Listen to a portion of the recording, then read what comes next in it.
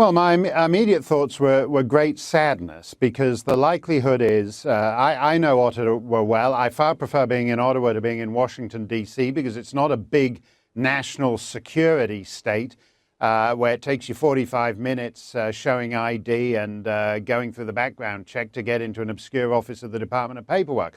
It's a very relaxed town hitherto. The last time you and I met was in the Chateau Laurier across the street from the National War Memorial. And the idea that this will all change, in other words, that the solution to this is more metal detectors and more policemen with arms and more body pat-downs and more, rather than actually addressing the ideology, rather than getting mad, as Gavin McInnes was just saying. I mean, that Toronto police, I'm mad at that Toronto police statement, because it's absolutely shameful.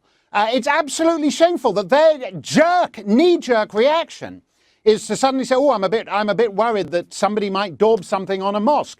This guy, this convert, as Monday's murderer was a convert, as the guy who chopped off a woman's head in Moore, Oklahoma a couple of weeks ago was a convert, as the fellows who beheaded drummer Rigby on the streets of Woolwich in London were converts.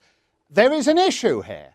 And this convert wanted to put a bullet through the heart of the Canadian state, which is why he killed this poor corporal from the Argyll and Sutherland Highlanders, standing at the National War Memorial, the cenotaph, something that embodies Canada's sacrifice in the cause of civilization, honouring Canada's dead from the Great War, opened by George VI, the Queen's dad. The symbol is not accidental.